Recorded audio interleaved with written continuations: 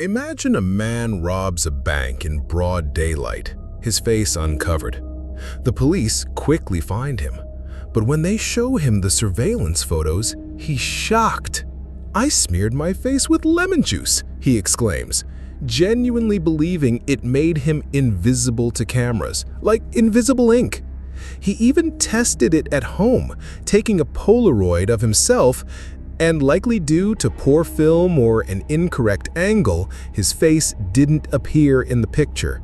This absurd story, which happened in Pittsburgh in 1995, inspired psychologists David Dunning and Dunning-Kruger to investigate a striking phenomenon that changed our understanding of the human mind. It showed incompetence isn't just about making mistakes. It's a complete lack of awareness of one's own errors. The robber's conviction wasn't just mistaken, it was utterly impervious to reality. This points to a deep cognitive barrier, not just a lack of information. People tend to seek confirmation of their existing beliefs rather than objective truth, actively constructing their own reality, even if it's flawed. Thus emerged the Dunning-Kruger effect, a cognitive bias where people with limited competence in a specific area significantly overestimate their abilities. In their groundbreaking 1999 study, Cornell University psychologists David Dunning and Dunning-Kruger tested students on logical reasoning, grammar, and sense of humor. The results were astonishing.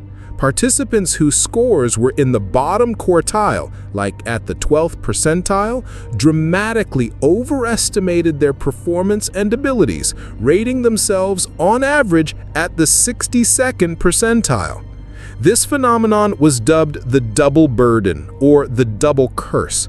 Incompetent people not only make mistakes, but also lack the metacognitive ability to recognize their incompetence.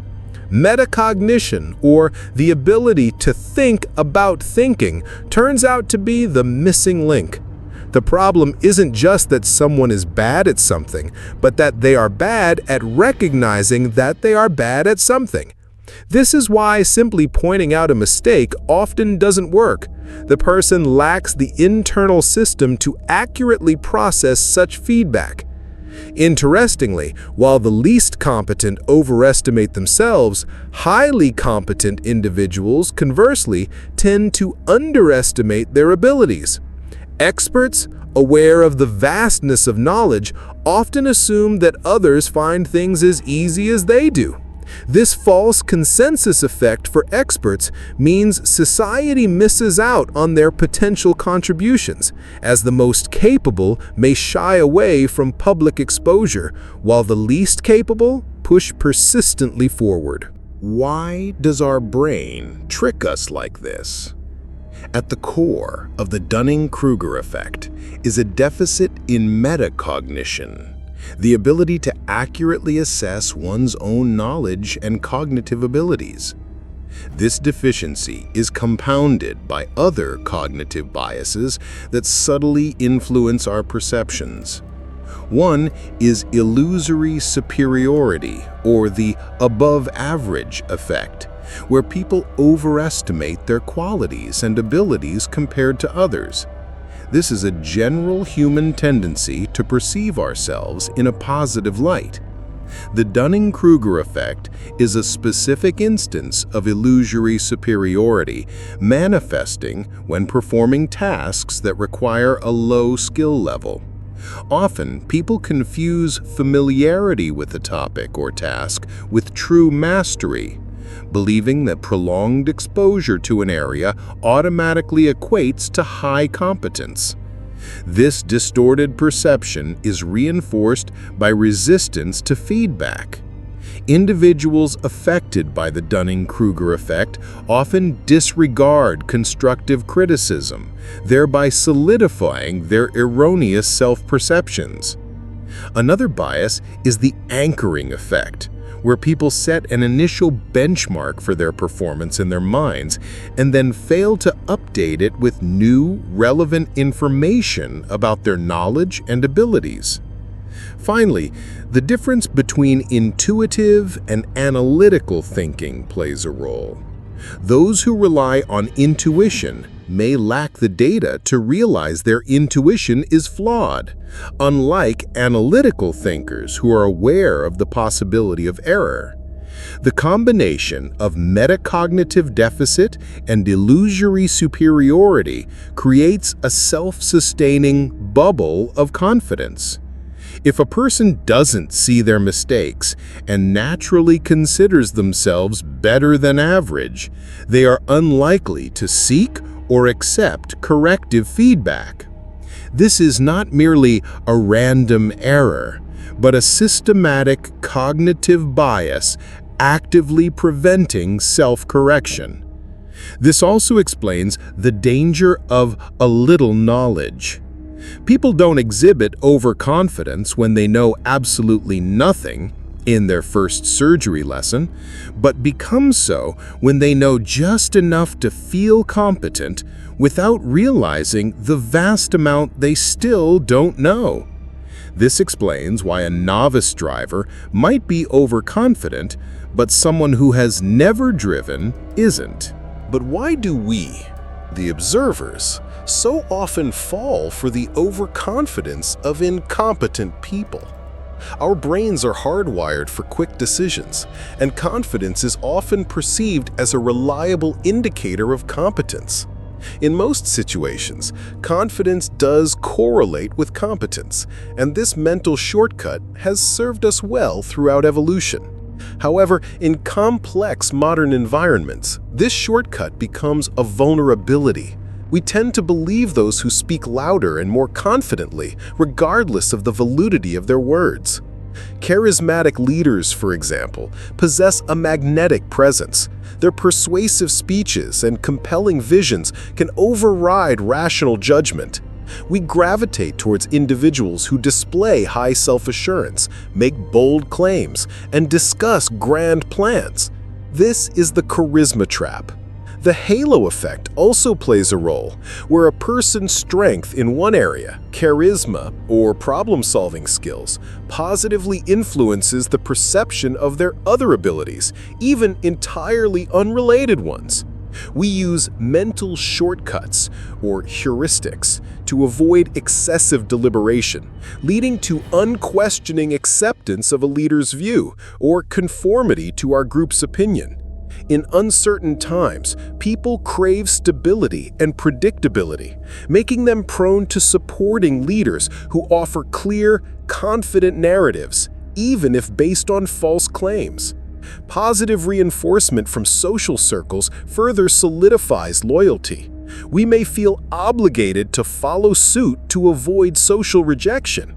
These factors explain why we gravitate towards strong leaders, as our brains seek simple solutions and certainty, especially in a world characterized by volatility, uncertainty, complexity, and ambiguity. Modern society, especially social media, exacerbates this issue by providing a platform for everyone, regardless of competence. When overconfident but incompetent individuals share the most information and we tend to believe them, it creates a dangerous feedback loop. The charisma trap and halo effect mean those who appear competent gain influence, even if their actual skills are lacking. This explains the rise of unqualified individuals in leadership positions and the spread of misinformation. The Dunning-Kruger effect manifests everywhere in the most mundane situations. Think of the teenager who just got their driver's license and, overestimating their skills, gets into an accident. Or the elderly person who insists on driving even though their vision and reaction time are no longer what they used to be. School talent shows often feature tone-deaf singers who genuinely believe in their star potential and attribute their defeat to unfairness. Or the aunt who brings the same terrible dish to family gatherings year after year and simply cannot understand why no one eats it. Perhaps it's the new boyfriend who exaggerates his accomplishments, or a friend who always insists on paying the bill though clearly unable to afford it just to create an illusion of wealth. Even in personal finance, when someone buys an expensive car to impress, even if it leads to financial problems. Or someone who starts learning Spanish, learns a few phrases, and considers themselves almost a polyglot, oblivious to grammar mistakes or slow progress compared to others. These examples show that the Dunning-Kruger effect isn't just a quirk of stupid people or extreme cases. It's a pervasive aspect of human cognition, affecting everyone, from minor social interactions to potentially dangerous situations. If a person believes they are already great, why would they practice? This shows how the effect can actively impede personal development and lead to stagnation. The consequences of the Dunning-Kruger effect extend far beyond personal lives, impacting professional spheres, leadership, and even society as a whole. In the workplace, it can manifest as choosing an unsuitable career, taking on projects that cannot be completed, resisting feedback, making frequent errors, and failing to recognize the competence of others. In leadership, incompetent leaders make flawed decisions, take on responsibilities beyond their abilities, fail to learn from their mistakes, and ignore expert advice, leading to declining team morale and reduced productivity.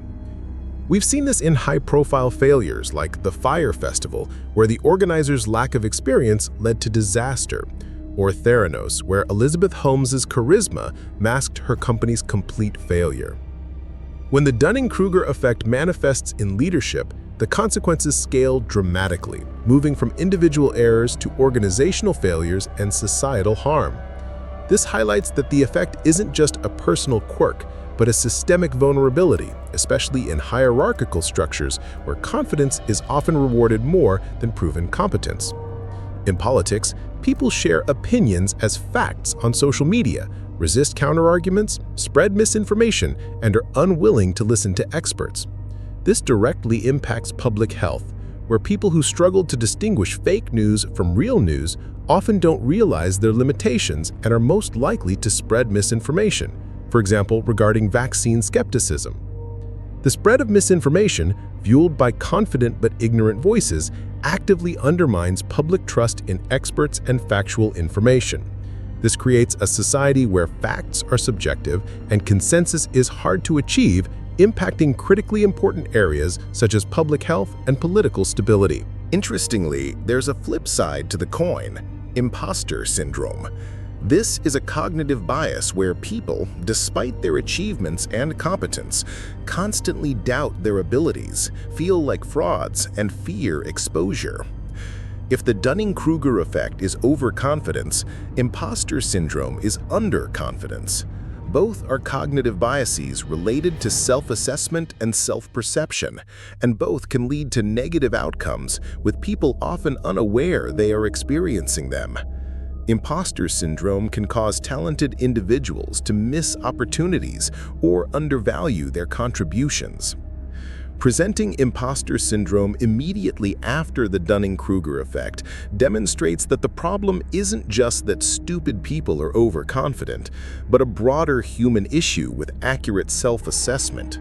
It shows that both overestimation and underestimation are cognitive biases that prevent people from reaching their full potential and society from benefiting from their true abilities. How do we break this spell and cultivate awareness?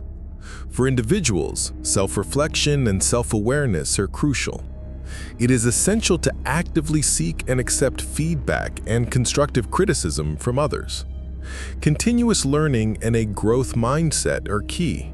Embrace learning as a strength, not a weakness, and remember that mastery develops over time and mistakes are part of the process.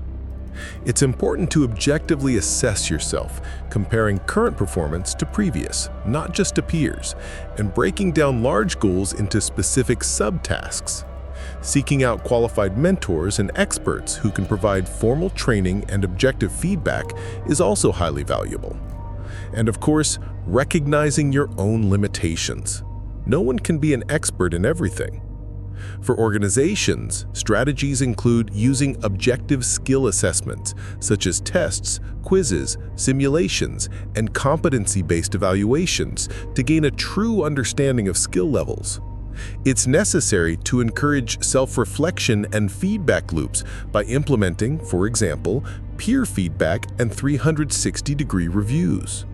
Creating an atmosphere of psychological safety where it's safe to admit limitations and ask questions, and where leaders demonstrate humility and openness to learning is crucial.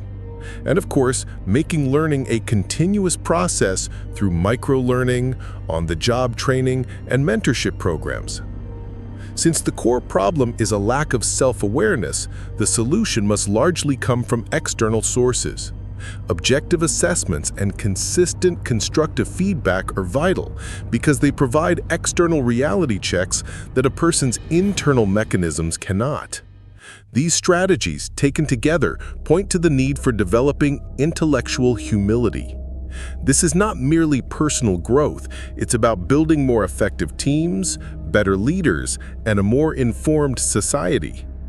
If organizations and individuals prioritize learning, asking questions, and acknowledging their limitations, the negative consequences of the Dunning-Kruger effect, misinformation, poor decisions, can be significantly mitigated. It's worth noting that there's an ongoing academic debate surrounding the Dunning-Kruger effect. Some researchers argue that it might not be a true cognitive bias, but rather a statistical artifact, especially due to regression to the mean. Regression to the mean means that extreme scores in one measurement tend to move closer to the average in subsequent measurements. However, Dunning and other scholars contend that the effect persists even when statistical artifacts are accounted for and represents a genuine psychological phenomena. These debates underscore the importance of critical thinking, even concerning widely accepted ideas, reminding us that scientific understanding is an ongoing process, not a set of immutable facts. Ultimately, the Dunning-Kruger effect is a powerful reminder of the gap between perceived and actual competence. Recognizing this effect is a path towards self-awareness and adjusting one's perceptions. True understanding comes not from being confident that we know everything, but from the courage to admit what we don't know. As Bertrand Russell famously said, the whole problem with the world is that fools and fanatics are always so certain of themselves, and wiser people are full of doubts. Genuine strength lies not in unwavering confidence, but in the courage to acknowledge ignorance and the continuous pursuit of learning. This reframes the Dunning-Kruger effect not as a flaw to be ashamed of, but as a universal human tendency that, when understood, can become a catalyst for profound personal and collective growth. It offers everyone an opportunity to become better, more self-aware, and more effective.